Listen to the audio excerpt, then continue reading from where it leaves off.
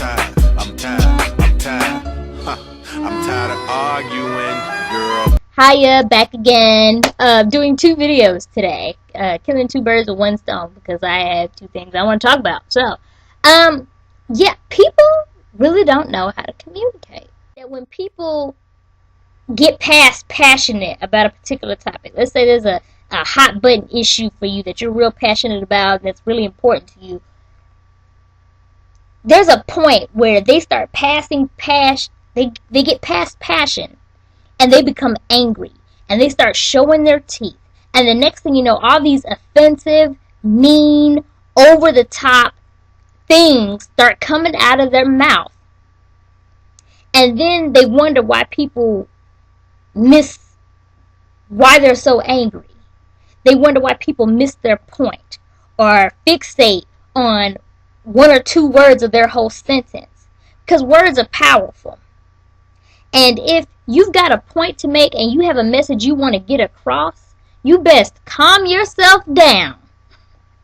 Woosah, take a deep breath, collect your thoughts, and concentrate on what is the message that I want to be received.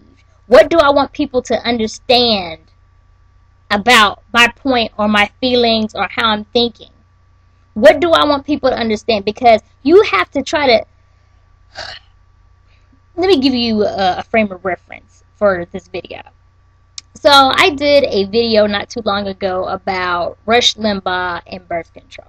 There was a young lady named Sandra Fluke, I think that's how you pronounce her last name. She's from Georgetown University. She appealed to Congress that contraception should be included in insurance for students.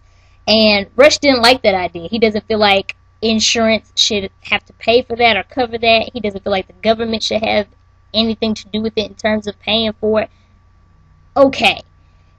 That point got lost in translation. And people were no longer talking about whether or not the government or insurance coverage should cover contraception. That no one was talking about that anymore because they were talking about his shocking remarks. He implied that the girl was promiscuous, that he actually used the terms slut and prostitute, and that's what everybody was talking about instead of this issue of, should insurance cover this? Should the government contribute to paying for this?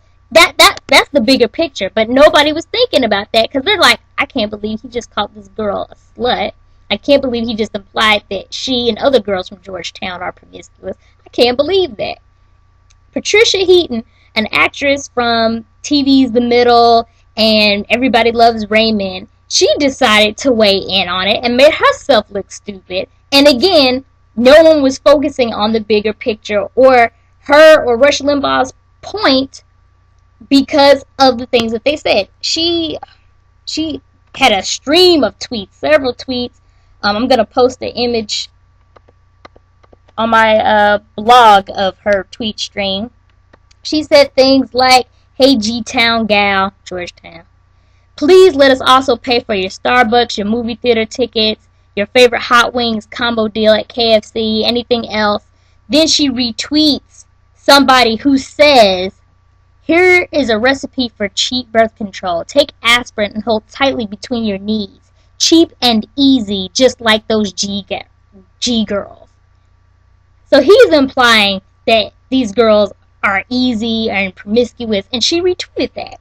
Then she follows up with, "Hey G-Town gal, if your parents have to pay for your birth control," I guess assuming that they pay her tuition and her insurance coverage at the university, maybe they should get a say in who you sleep with.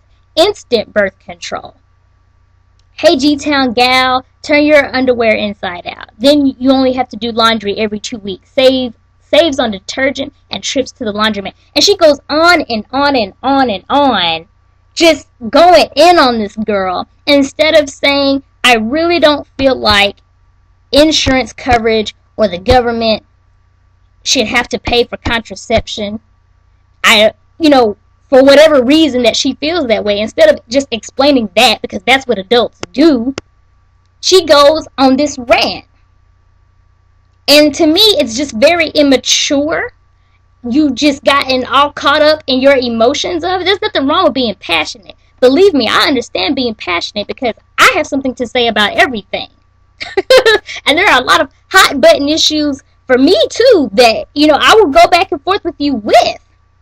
But I'm not going to get to a point. I'm not going to reduce myself to insulting you or saying something that's just controversial or could be perceived as malicious or insult your character or assault your character in order to get my point across, because that's not effective. That's not going to work, because all you're going to hear is the attacks. All you're going to hear is, in the Rush Limbaugh example, all you're going to hear is slut and prostitute. You're not going to hear, this is why I think contraception shouldn't be covered. I was on Facebook the other day, and one of my friends, he's one of my close friends, he likes The Biggest Loser. And there's a girl on there who wasn't contributing to her team. It's a reality show, a weight loss reality show. And he's so frustrated with her. He goes on a rant. He calls her ugly. He says that she's lazy, that she's this and she's that. And it's just like, dude, all you have to say is, this girl isn't she's not doing her half for the team. She's not working as hard as the other people, so she needs to be eliminated from the show. But no, we have to get into character assassinations. I have another friend who's very politically aware, very involved in politics, very intelligent young man. I respect him a lot. When he gets into his, he doesn't really care for Obama and how he's running the White House. That is perfectly fine. There's nothing wrong with that. But again, his message gets lost in translation because he starts making character assassinations and talking about Obama's slithery tongue and trying to give this image of Obama that he's just this sneaky, underhanded man. And even if you do feel that way, there's a way to...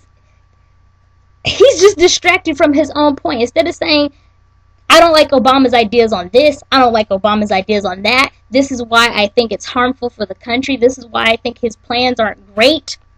Because that's the point. You want to get into his slithery tongue, and I don't like his evil, ominous presence. Like, really?